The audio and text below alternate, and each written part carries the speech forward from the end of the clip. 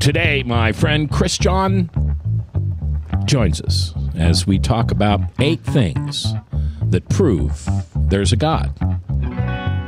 Glad to have you join us today live on The View. Let's get it started. Ha! Let's get it started in here. Let's get it started. Ha! Let's get it started in here. Yeah. Let's get it started in here.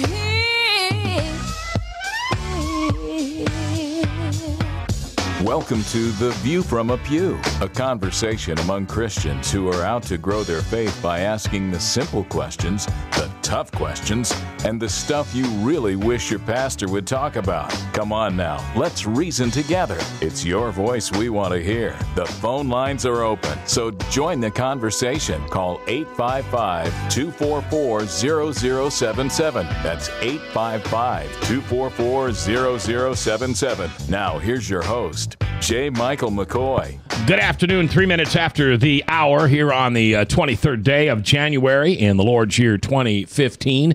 I'm J. Michael McCoy, and this is the Friday edition of The View from a Pew on 99.3 The Truth. Powered by webcast1live.com. If you are listening to this live, we thank you. Here's our phone number. You're welcome to call in at any time.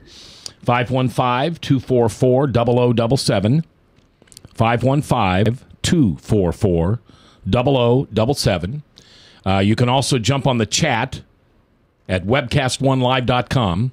That's webcast1, O-N-E, live.com. And you can watch and listen to the show there on Webcast One Live. And you can also jump on the chat. Doesn't cost anything. You do have to register a handle or a nickname, whatever, but you won't get any postcards or anything in the mail, or nobody will call you after dark wanting to ask you anything. We don't do that around here. But it is a different way for you to participate. Now, if you're watching or listening to this on a podcast, thank you. Man, who would have thought, at least in my lifetime, that you would be able to get on demand, basically for free. Ours are completely free. Some cost, 99 cents or whatever, but that you'd be able to get for free any radio broadcast that you want anywhere in the nation at any time. Just crazy. When I got into this business 41 years ago, when you said something wrong on the radio, as long as nobody heard you say it or caught that you said it, it was gone. Nothing was recorded. There were no tapes of what you had done. And there were many times when I would say something that I would wait for the phone. Oh, did they hear me say that? Let's hope. Put the phones all on hold. Put them on hold.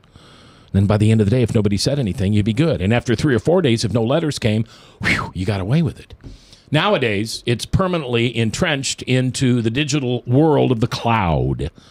And so our webcasts are available. Our podcasts are available anytime at absolutely no cost. I would recommend that you sign up for our RSS feeds. Again, no cost. We don't commercialize them. We ought to be a not-for-profit the way we operate, because we just don't shove messages or emails or anything down your throat. You'll never get anything from us that you don't request. This is a hobby that turned into a small business here, and thanks to Ryan, it can operate as a small business. Guys like me, we make it hard for business people like Ryan to make this thing work, but always appreciative of my producer and partner, Ryan. All right, Bob Monster at the Cat in the Hat in from the farm. How you doing, Oliver? Good. Did you get that tractor fixed? Yeah. Did you have to put a inner tube inside of it? Yes. Okay, so that worked. Mm-hmm. All right. And Frank, the voice, is here. Listen to your show on Wednesday with Joe. I don't get him. I just don't get him. You don't I don't get him. You don't get him. Do you get him? Yes. And Bob, you get him because he's your friend. Right. Why? What is it about him I don't get? I don't know. Maybe one of these days I'll have to show up on Wednesday. Yes. Joe suggested that. And our guest is Christjahn Becker. No. Beck. Christjahn. And it's C-H-R-I-S-T. Christ, J-A-H-N. And Christjahn and I met through Facebook. And you are an agnostic? I would call myself an agnostic atheist. So the two, I don't see the two as mutually exclusive, but yes. Okay. Yep. Grew up with faith, and then as I recall, in your junior year in high school, you began to question it.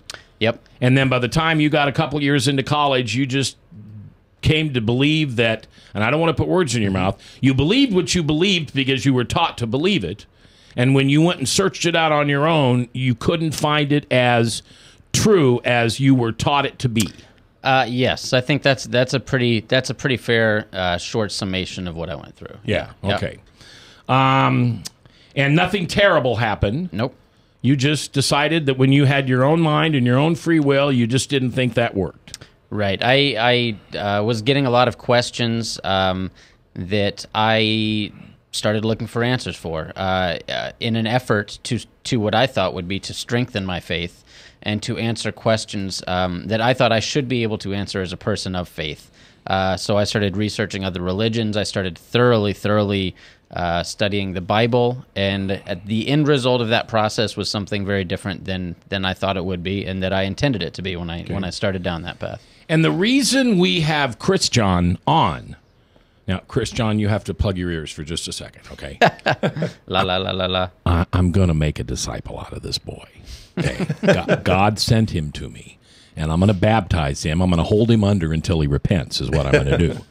But no, the truth of the matter is, I'm fascinated by those people who feel as strongly that there isn't a God as I feel that there is. And I don't see us as opposition. I mean, you're pretty firm in your ways, and I'm pretty firm in mine. So I want to learn from you. Yes, I have to admit, in the end, if somehow you said, Christ came in and touched me, and I'm back in, that would thoroughly make me happy. But I will never push that upon you or anything like that. I think the more that I understand how your mind works, maybe I can't. Maybe you're not supposed to be a child of God.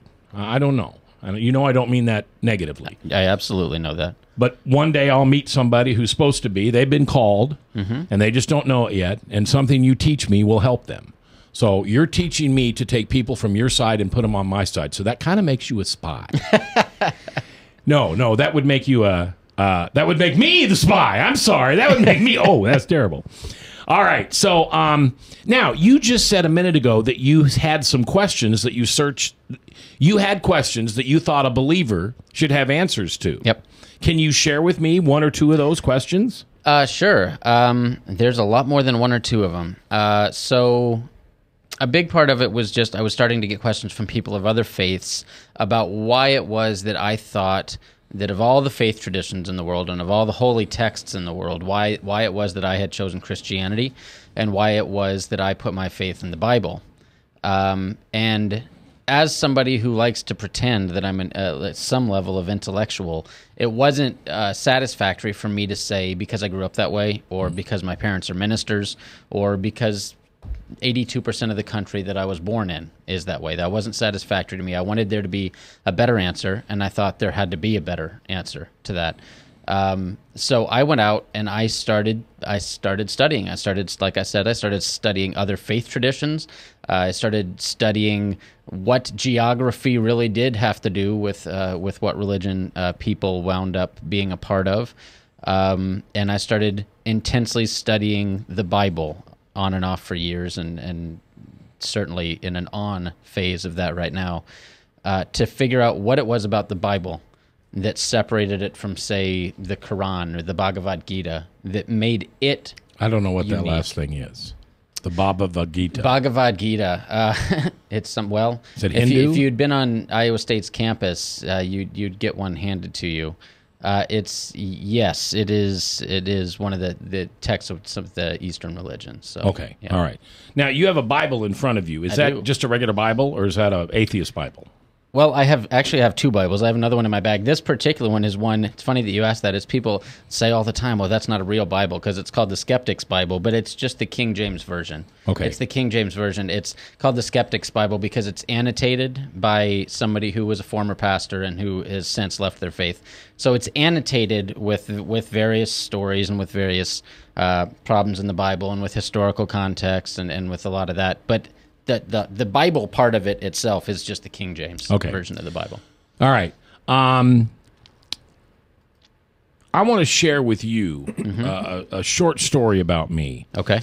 And it was at this moment, and this just happened 4 years ago, but it was at this moment that I absolutely knew there was a God.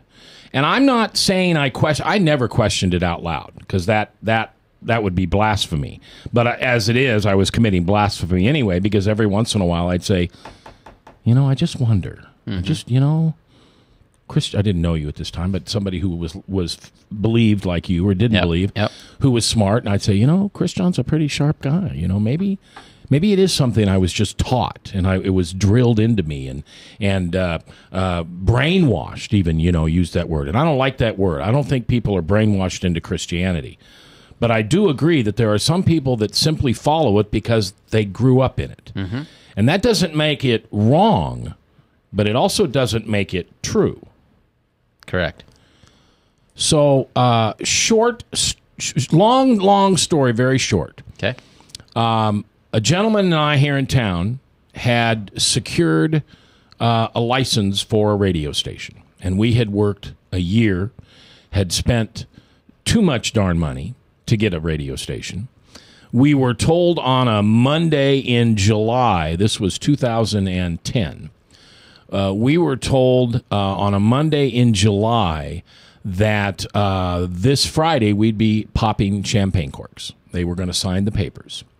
And so his wife and my wife both took the day off on Friday as we prepared to, pretty monumental day. A couple of local broadcasters got some money together, got some people to help us, and we were going to buy a station, and we were going to put on a talk station.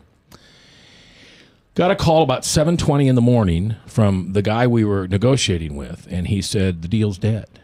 Oh, come on. What do you mean it's dead? What, you need more money? What do you need? Nothing's dead. No, this is dead. The guy that owned it just decided he didn't want to sell it. Doesn't have anything to do with you guys. You couldn't double the price. He's not interested. I'm devastated. I mean, I really am devastated. And there's Chris Roloff. Maybe Chris ought to... I'm telling our story here. The pizza story. Yeah, here's my... What a God thing it is that you just walked in, because here's the other guy that it happened to. Anyway, you can come in on air if you want to.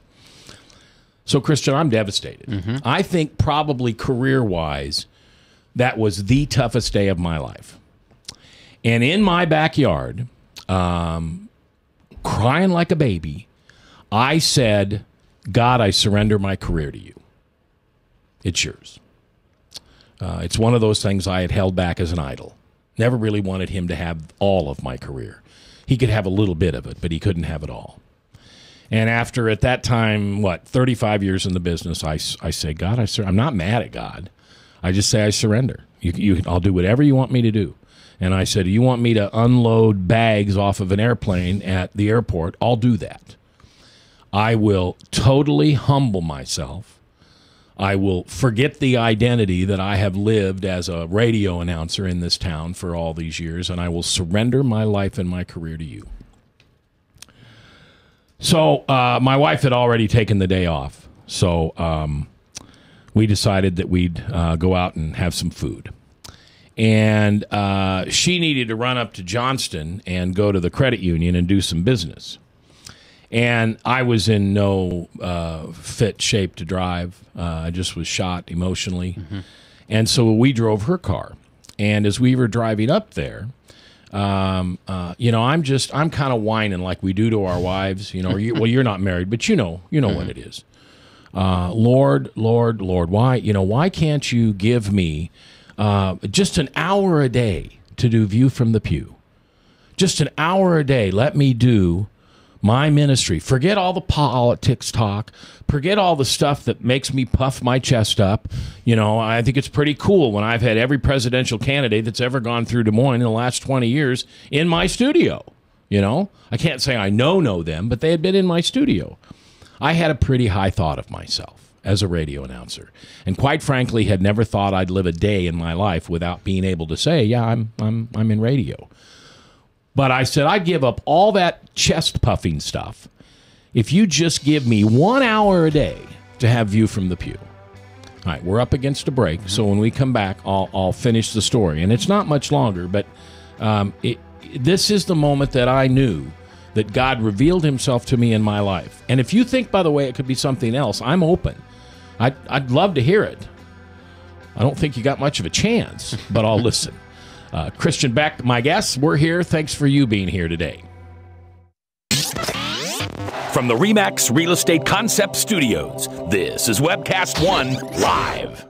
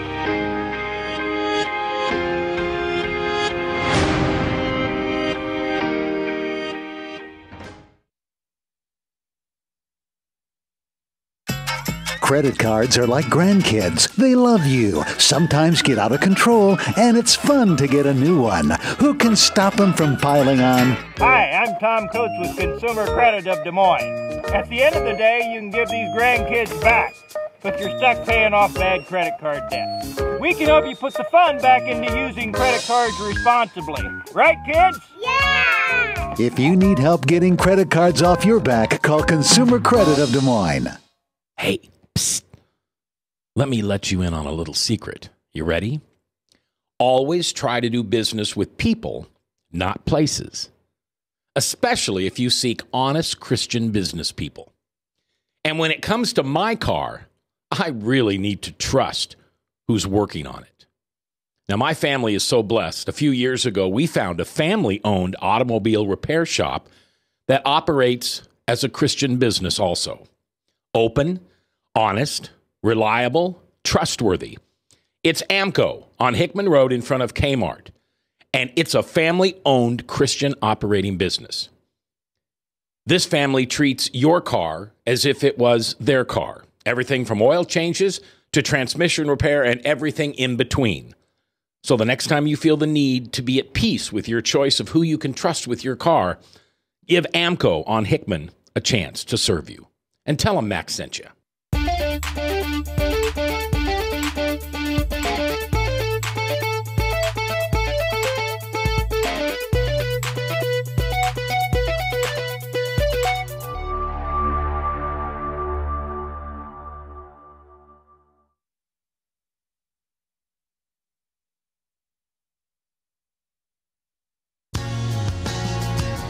We've got questions. You've got the answer. Join the conversation. It's your voice we want to hear. So call 855-244-0077. Now, here's J. Michael McCoy. Hi, good afternoon. 23rd day of January on the Lord's year 2015. Haven't messed that up yet. J. Michael McCoy, thanks for listening. I love this job. Couldn't do it without you. Got great people in the studio today. Mark's hanging around, but he's just chomping on popcorn. So if you smell cheese popcorn, that's where the smell comes from. What? We have smell-o-vision now? Yeah, we have smell-o-vision. Of course we do. The voice, Frank, is in the studio along with Bob Montserrat, the cat in the hat. Ryan is producing. Chris Roloff standing by. And my special guest is a guy that I really like a lot. He's just a neat guy. His name is Christjahn, Christjahn. And he was once a believer, and he's now an agnostic/atheist. And the reason I love having him on and talking to him because he's reasonable. He's not militant. He's not like Frank, okay? I mean, I would love to see Frank go after one of your militant guys because they'd kill each other. They'd be like chicks pulling the hair out after a while. Now, what? Christian mentioned that we didn't have that kind of knockdown, drag-out conversation after our last show. Yeah, you guys hung around for like an hour or something. Yeah, about half an hour, 45 minutes. Yeah, that's good. Had a good conversation. I'm in the middle of telling a story that happened in, I think it was June of 2010. Was it 2010, Chris? 2010, June of 2010. And when this moment happened, I absolutely knew that God had revealed himself to me. And you don't have to believe me. I'm not trying to sell a book or a movie or anything like that. I'm just telling you this is the moment. So we're driving down the street, and I'm sobbing, and my wife and I are holding hands, and she's driving, and I said, you know, I've always been this God guy. I don't know why God just couldn't give me an hour-long radio show a week to do The View from a Pew, and I would just do his ministry, and I'd forget all the other stuff. And as we drove along, she said, hey, did you hear this new radio station that just came on? And she popped over to 99.3, which is the station we're on. And she said, yeah, these guys just came on the air, and I really like their preaching and teaching. And I said, see, now there's a station. Why couldn't they just have me on an hour a day to do my View from the Pew? Okay, jump ahead 10 minutes. We're on our way to the Mexican restaurant. We drive by Encore Pizza. Have you ever been to Encore Pizza? I haven't. Greatest pizza in the world. Owned by a former Los Angeles Ram who graduated from Ankeny, I think. And they have a buffet, which is horrible for me, but it's really good. And I said, can we just eat there? Okay, so we went in and ate. And we're at the first booth, and we're holding hands. And people must have thought somebody died because we're both, you know, crying. And all of a sudden, this place is taken over by people in black wearing guns. No, it wasn't terrorists. It was the folks from the police academy up at Camp Dodge, and they all came in to eat. Now, have you ever worked in the restaurant business? Yes. Okay. 9 years I spent working it. Yep. So you know the term we're in the weeds. Yep. So all of a sudden there are more people than this little restaurant can serve. And it just goes nuts. There's not enough pizzas. There's not enough drinks. It's just terrible, you know. Well, being the fact that I was in the restaurant business for a long time, I got up, grabbed a white towel. I know the owner. Grabbed a white towel, started cleaning tables, started cleaning out the empty pizza dishes, and just helped out for, I don't know, 10 minutes. All right.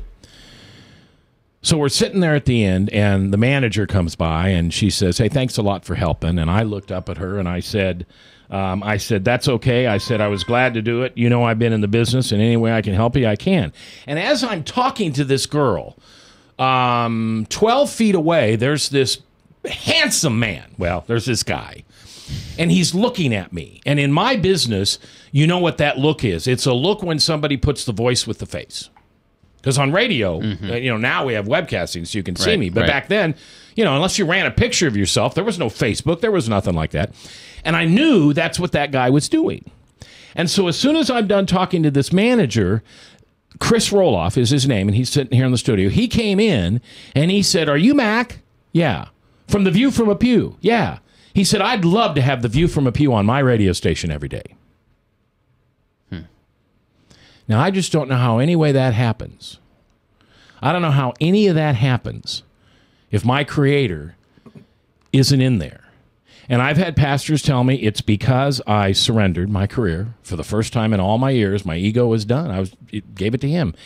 And that Chris heard my voice while I was encouraging somebody else, that they were doing a good job. Now, there may be 100 people out there listening, and 99 of them will say, phooey, I can tell you 100 different ways where that had nothing to do with God.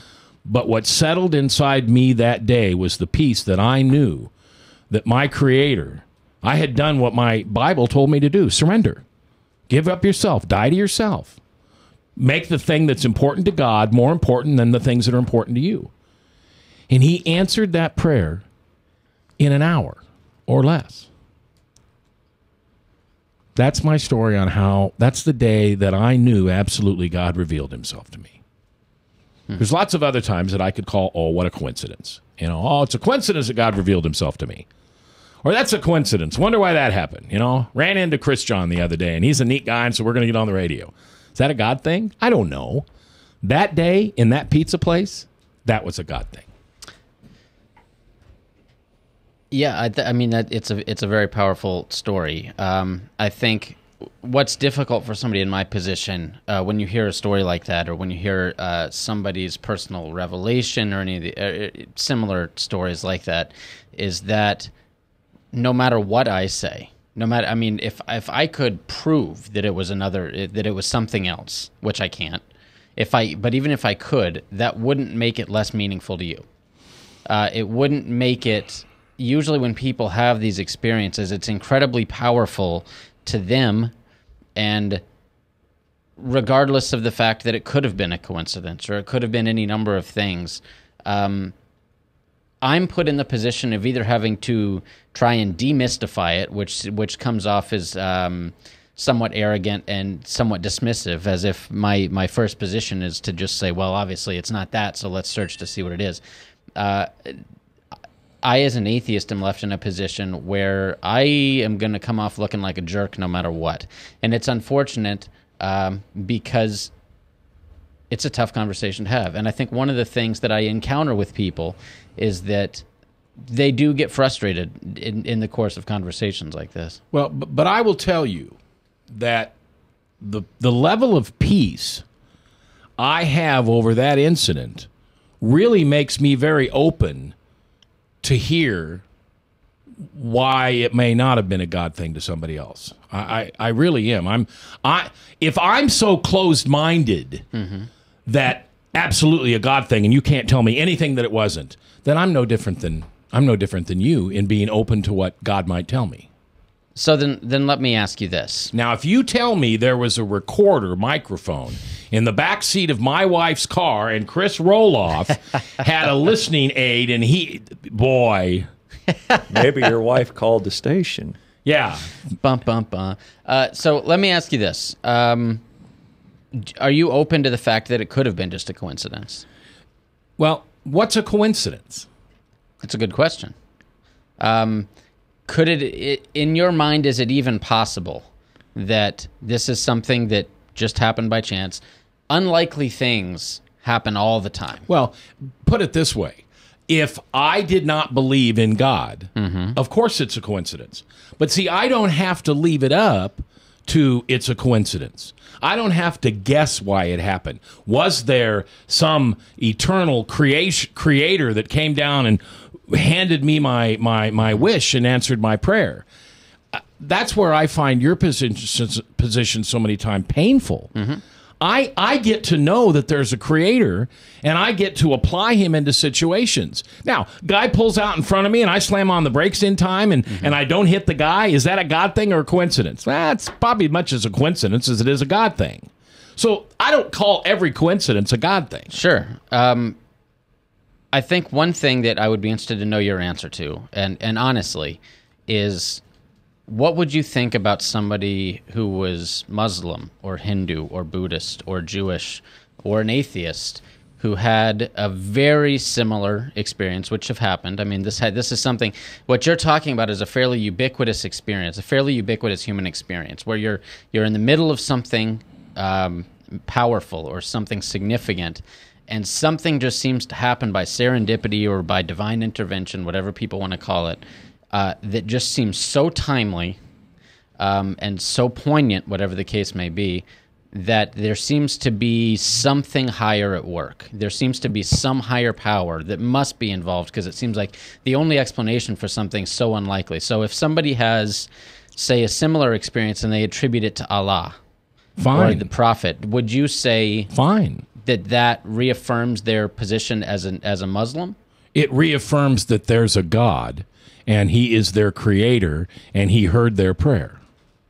Okay, so, man, I could take that a completely different direction, which I'm not sure you guys want to do with the show today. Well, you can if you want. I'll tell you if it's the wrong direction.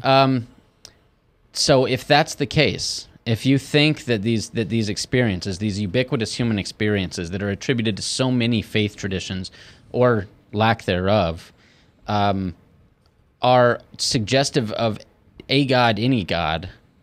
Not any God, the God. What is it that you think would compel that God to answer the prayers of Muslims or of people that the Bible would specifically say are not following the path? I mean, what is it that you think makes your situation that day something unique, something that God decided to intervene, but then there's people in another part of the world who are praying for food for their dying child, and they don't get that prayer answered? I think that's one of the questions when you're dealing with these problems, when you're dealing with these issues of circumstance and of coincidence and of divine intervention or perceived divine intervention. What inevitably comes up is there is an incredibly powerful drive to associate that experience with something that we've done, something we've turned ourselves over, we've followed, we've been faithful, we've asked for forgiveness, we've gotten on our knees and prayed towards Mecca and Medina. Sure. We've done any number of these things. We want to say this is an affirmation. Finally, something to anchor me in my position and to grant me the peace that I am correct. But then, from my position, I'm left being the smug jerk in the room who's saying, but look, that doesn't always happen. This does not always happen. There needs to be something more in order to establish that was truly an intervention. Okay. All right. Frank, I'll give you, you can tell your story when we come back from the break. Okay. It'll all be yours at that point. First of all, I'm not talking about Christianity. I'm talking about a creator. Okay. So I'm really not talking about anything past Micah Okay. in the Bible. Okay. All right. And I believe that the Bible is one book and it's God inspired. But I do believe there's a reason why the Old Testament was given to us when it was, the Torah, the law, and the prophets, and the New Testament was given to us when it is. It is two different times and two different writings.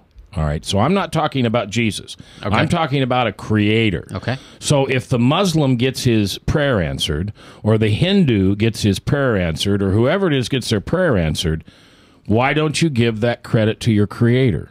Why? And we got to watch our time here, but why don't you give that credit to your creator? Why does it have to be nobody's in charge, nobody's listening?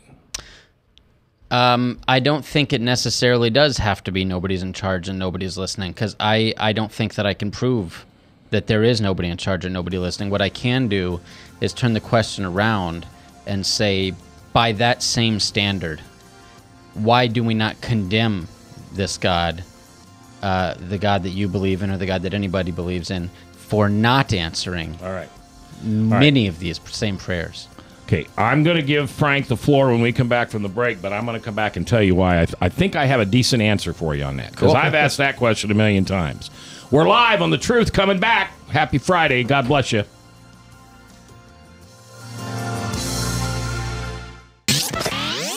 From the RE/MAX Real Estate Concept Studios, this is Webcast 1 Live. I'm Brian Leach, owner of Service Legends, and my position is Chief Talent Officer.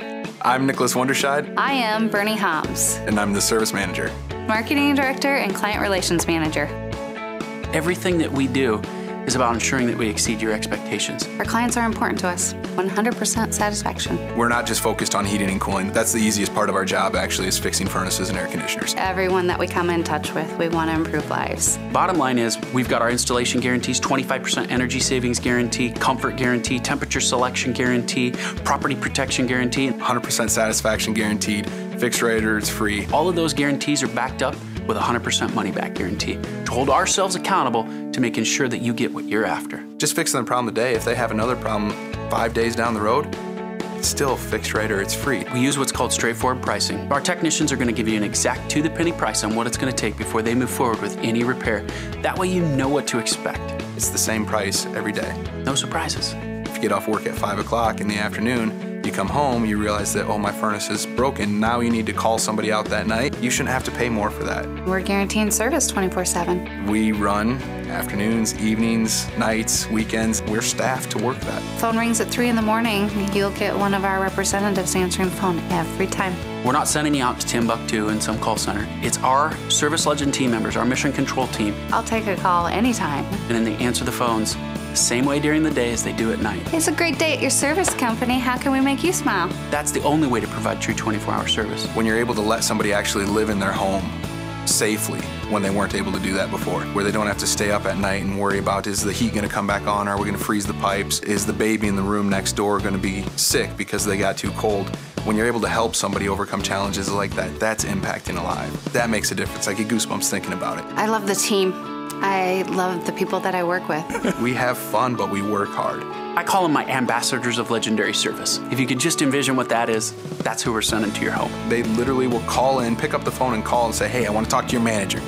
And I get on the phone, they're like, that technician that was at my house was the greatest technician ever. That's cool to me. We want to brighten people's days. Every person that we have going into the house has gone through an extensive background check. Drug testing, we have a very thorough interview process that 1 out of 140 people make it through. If we promise you something, that's what you're going to get, no matter what.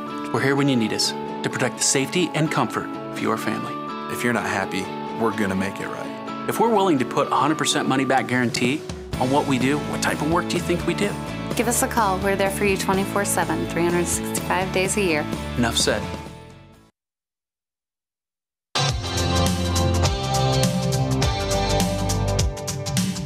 We're the ones in the pew, not pulpit.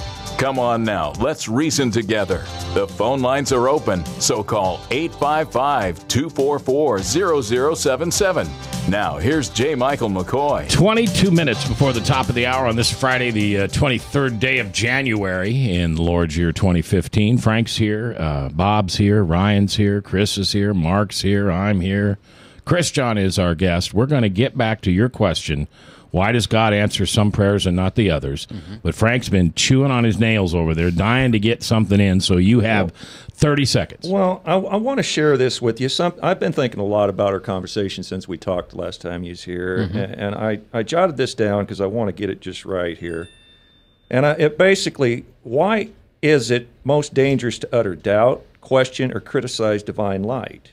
For out of the abundance of the heart, the mouth speaketh.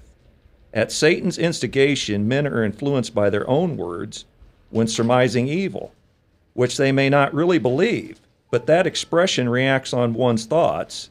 Man is deceived, in essence, by his own words.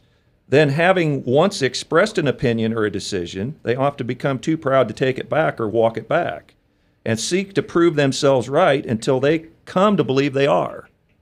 And it's much easier to overcome ignorance than it is pride. Once you get out there on the limb so far, it would be such an embarrassment to have to, in essence, eat your words and walk it back that sometimes we're bound and determined to stay out on that limb even if it kills us. I completely agree. I mean, and that's a sentiment that I think we would all, as human beings, do well to consider. Outside the context of this conversation and within the context of this conversation. I think I've said it this way before, and so I'll say it to you for the sake of brevity here. What led me, as we've discussed before, as I've discussed with you on air and privately, what led me to eventually leave my faith was skepticism. What led me away from the Christian church and from believing in the Bible as the inerrant word of God was skepticism. I wanted to thoroughly investigate the Bible to find its truth so that I could proclaim it. In order to do that, I felt like what I needed to do was critically evaluate it. I needed to sit down and not just blindly accept it and seek confirmation bias to prove that I was right in my beliefs, but to a certain extent force doubt into the conversation so that I could more intelligently speak to people who were going through those doubts themselves. What happened was that skepticism, that natural desire to question and find answers and keep questioning and keep finding answers, led me away from it. Now, to get specifically to what you're saying here, one thing that I struggle with all the time, and that I think people in general struggle with all the time, is I need to make sure that I don't abandon that skepticism now that I'm an atheist.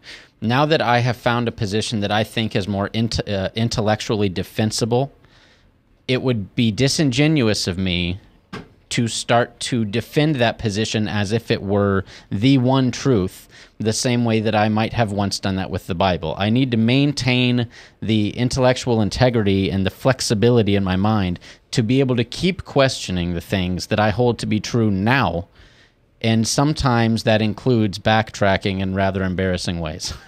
Well, the nation of Israel basically said, Jesus said, I'm the light of the world.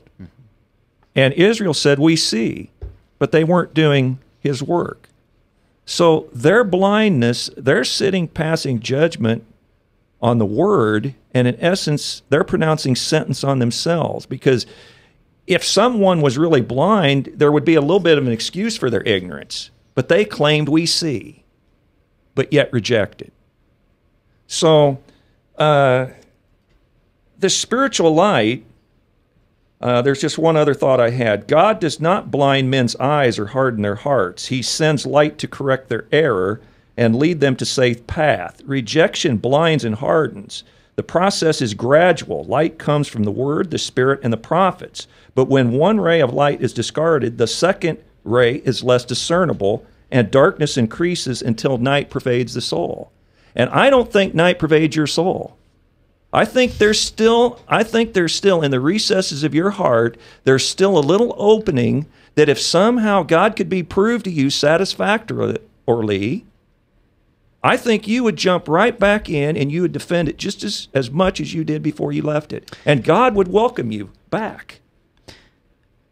I think that just to be fair, I think that I try to maintain the position that you're talking about. I try to maintain that position as a matter of just as a matter of who I am. I try and keep an open mind because a lot of times you hear atheists say, well, yeah, I think I'd be happy to go back to being Christian. I just need sufficient evidence. And most of the time, that's just a platitude in order to make it seem like they are legitimately more open-minded than they really are. I do try and maintain the position that if there is evidence for this, if there is evidence for a God, that's something I need to know. So I do legitimately try and keep my mind open to that. I just haven't seen it. And I think to flip around your own logic onto you real quick, I could say that if I'm right in my position, then what you are doing is exactly what you are concerned about me doing on the other side, on the flip side of the same coin. Well, as I mentioned to you before, W.K. Clifford. You've had your time. All right. I gave you 30 seconds, and you took 4 minutes. All right. All right. You can talk about Mr. Clifford later. Okay. Here's my answer. I don't know if it's the right one, Okay. but here's my answer for why didn't God answer my prayer. Okay. Under the concept, what am I? I'm at 45, 46, 47. Okay. Under the concept that God for me is my papa. He's my creator. He has a plan for my life. I do have free will, and I can make some choices on my own, but 99 out of one more of that, I'm within his plan. You know, we're all going to meet in Omaha. Well, I take Interstate 80. You go down south through Red Oak and come back up. Somebody else goes through Fort Dodge and comes down, but we all get to Omaha. All right? Mm-hmm. Here's why God doesn't answer some prayers, being the fact that he's the papa and he has a plan. So you are a child, or I'm a child, whoever, sure. And we're standing in the checkout line at Hy-Vee, and this kid wants two energy drinks and 4 candy bars. Dad, give me 2 energy drinks and 4 candy bars. Isn't that what you said you eat every day? Well, not the candy bars, but okay. The energy drinks, yes. And Mom or Dad says, no, I have a plan, and that plan is not to fill you up with sugar. I have a plan, that is that you'll be able to sleep tonight, and the plan is that we're going to some people's houses, and I don't need you running around. So you'll get a candy bar later, you'll get an energy bar, but right now, that's not what's going to happen. Well, and I just throw a temper tantrum. Why don't you give me what I want? Why don't you answer my prayers? Well, because it's not his plan. And I shouldn't have 2 energy drinks and 4 candy bars at the age of 5 standing in Hy-Vee's line. In the end, we all go home to him. And we're safe with him. Just like we were in the womb of our mother, we are fed, we are warm, we don't want for anything, we don't need for anything, and the outside world has no impact on us. There are no tears, there are no sorrow, there are no hurts. Mm-hmm. That's where I'm going, and it's going to happen in a blink of an eye. And when I get back with him, I'll understand why I didn't get to marry Linda Kelly, who was the first love of my life in first grade in Beatrice High School. And I'll understand why I didn't get that full-time job at WLS in Chicago that I wanted so bad. Mm-hmm. He'll say, well, Mac, if I gave you the job at WLS, you never would have met your wife. And my plan was for you and CJ to spend eternity together. That's my answer for that. Now, I also have a good answer for why does God allow hurt. And I'll try to do this real quick. No, I'll do it when I come back. Okay. But wasn't that a pretty good answer? Yeah. I mean, the kid doesn't understand why he can't have what he wants, but to Dad and Mom, it's perfectly clear. Right. I still think, for one thing, that the analogy is problematic because you can talk to your parents. You can ask them why, and they can say, well, here's why. I want you to sleep at night. I've got things to do with my night. I've got to balance the checkbook, and I can't do it with you bouncing off the walls. But I can find the answer to why I shouldn't eat 2 energy drinks and candy bars in the Bible, too. Hold on, we're out of time. Okay. And you can answer that. I'm not trying to cut you off, but Chris Roloff has got to come in here and run his $1 million a minute commercials. So here's King's Christian Bookstore.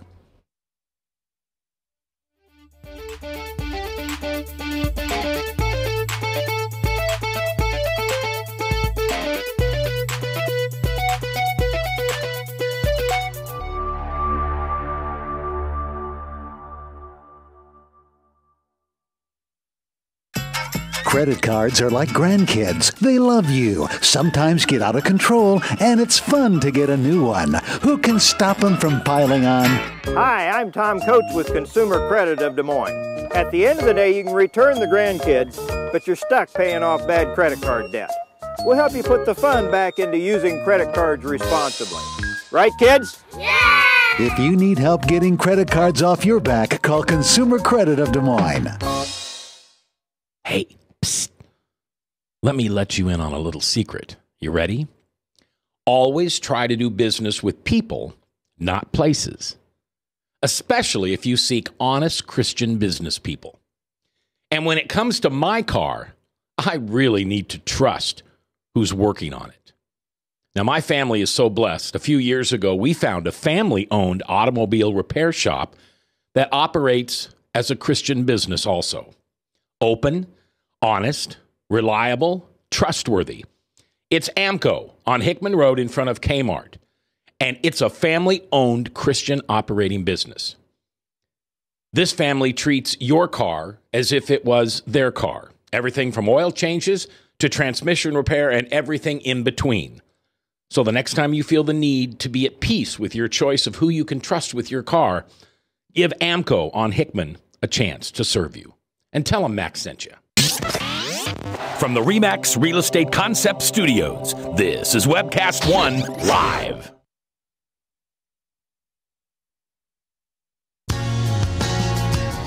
We've got questions.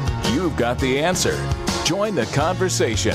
It's your voice we want to hear. So call 855-244-0077. Now, here's J. Michael McCoy. Okay, 10 minutes before the top of the hour, Salem Radio Network News, and then Michael Mudloff with True Blue. So my answer to you is I can read my Bible, and my Bible will tell me that anything outside of moderation isn't good for my body, okay? And common sense tells me as a parent that if my child eats too much sugar and drinks too much of that caffeine stuff, that they're going to be out of control. And if I have to, if you're telling me, well, my parent can tell me that, God can't tell me that, God tells me those things. I don't hear a voice. I've heard God's voice a couple of times. But I just go to the Word. Because if I start thinking I've got God's voice in my head, guess whose voice it'll end up being? Your boss's. Because he knows how to get into my head real quick. He knows how to sound like God. He knows how to make a woman look real sexy. He tells me it's okay to drink too much or steal this or do this. Mac, who are you talking about? That wasn't nice, Mac. Yeah, who are you talking about? Satan? What? You talking about Satan? Yeah, that's not his boss. That's not his. That's not, isn't your... I'm glad they're defending me. Well, not that I'm aware of. So if you don't have God, then you don't have the accuser either? Is that where you're coming from? I don't believe in either. Either one. Okay, I'm sorry. I didn't mean that then. That's fine. All right. Now, why does God let people get hurt? Mm-hmm. It's 1992 probably, and my oldest daughter's 15. My middle son is probably 9, and my youngest daughter is 6. And when the kids get home from school, Andre and Jake, the older two, love to take their bicycles up on about a 1-mile trek. It's all good neighborhood, so I don't worry about it. My little daughter Samantha, who's a lot like me, so pity the poor fool knows her. She always wants to go. She always wants to go. She always wants to go. But to get there, there's a huge hill. This is a true story, by the way. Huge hill, and she's on training wheels. So I tell her, honey, as long as you're on training wheels, you're not going to be able to go up that hill. So what does she say to me? Take off the training wheels. And I say, honey, you can't ride a bike without training. You'll go 20 feet, and you'll fall, and you'll hurt yourself. And you'll hurt your knee. You'll have blood. You'll hurt yourself. And Samantha says to me, I don't care. Take off the training wheels, Dad. Okay. So I take off the training wheels, and I give her a little push. She gets a few feet away from me, and boom, down she goes. And she turns around and looks at me and says, "Why did you let me get hurt?" And I said, "You chose your free will to have the training wheels off. I didn't have anything to do with you being hurt." So, again, I think there's a problem here where there's what we have as a subjective experience. I think I understand where you're coming from there because I understand the lesson that you were trying to instill. It's reasonable. It's something that parents do. I just don't think it's analogous, and I don't think it's something that you can translate to the Bible. The Bible very rarely speaks that specifically on particular issues. People interpret that out of the Bible, but there are interpretations that are all across the board. A part of my problem with your answer for prayer and for the problem of evil is that it essentially, and I don't mean this to sound as condescending as it's going to come out, but it sounds to me like a cop-out, because by that standard, everything, literally everything, can be viewed as part of God's plan. Everything is. And that's the answer. That when I say that, that's the answer I always get, and I understand that. But I think in order for us to be able to establish causation like that, and I don't mean to get into scientific language here, but it has to be something we can falsify. It has to be something we can say, well, this is what would happen if we weren't acting according to God's plan. This is what it would look like. If what you have is a situation where literally every possible outcome is proof of God, then it's very hard to have an intelligent conversation about it, because everything that I say is going to be seen as leading to that eventual conclusion. So from my perspective, if you're willing to say, well, when God answers prayer, that's evidence that God exists. And then I say, well, what about when he doesn't answer prayer? Well, you say, well, son, that's evidence that God exists. Then I'm left saying, well, what the heck am I supposed to do in this conversation? Where is my role here? Trust Jesus. And that's what I get, and that's what people say, or trust Allah, or trust Zeus, or any number of things. The problem is, what I want to say is, look, I've got to try and slip in and hijack that frame of thought. I've got to be able to figure out some way to get in there and say, look, I'm not trying to get you to believe that God doesn't exist. What I'm trying to do is get you to see that the way that you're thinking, the way that you're conditioned by your belief to view this is you're programmed towards confirmation bias. You're programmed that every single possible outcome, every hiccup, every success, every neutral outcome are all evidence that what we have is a God, a creator, who is concerned about us, and his word is written in the Bible. If that's the standard of proof, then it's very hard to go somewhere with this conversation, because I don't have a role beyond being the punching bag. All I can do, and I don't mean that, I'm not trying to say that you're trying to turn me into a punching bag, but I did call you the son of Satan. I'm sorry about that. That's true. That's true. I didn't really How know dare that it came you? out like that. I'm sorry. If I was the son of Satan, I could punch back. I think the problem with that is that I have to butt my way into the conversation and kind of look like somebody who just wants to throw out everything you say, and that's not what I want to do. But I have to be able to get in somewhere and say, look, we've got to figure out a way to talk about this in a way that my opinion, or what the evidence that I can supply, or lack of evidence, or whatever the case may be, can be evaluated in some similar manner to the things that you're saying. Because if we can't, then we're just going to be talking past each other. 1 minute, Frank. Well, W.K. Clifford, British philosopher, says it's immoral to hold any view, even a correct one, based on flimsy evidence. So whatever your view is, you need to have more than flimsy evidence to support it. Whatever my view is, I need to have more than flimsy evidence to support it. I've got the law, I've got the prophets, I've got the nature, I've got the Sabbath, I've got the fact that historically Christ raised people from the dead, and he told the people who were following him at the time, we had this conversation the last time, what more do you want? He told them the same thing. I raised him from the dead, and you still won't believe. And there's people who will refuse to believe even though someone was raised from the dead in front of their eyes. You got 1 minute. But by the standard of that Clifford quote, which, by the way, is on the back of some of the shirts for the Iowa State Atheist and Agnostic Society, there's a shameless plug for you. By that standard, what reason do we have to believe in that resurrection? And even beyond that, even beyond the historical evidence for the resurrection or the Bible, what I'm relying on isn't the fact that God doesn't exist.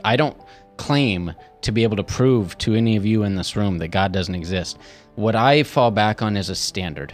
What I fall back on is saying, look, I agree with Clifford that until we have that evidence, we need to withhold our belief. I'm not claiming a belief that God doesn't exist. I'm not claiming a positive assertion there is no God. I'm saying so much harm can come from that until that time we have to withhold belief. Christjahn, thank you for being here.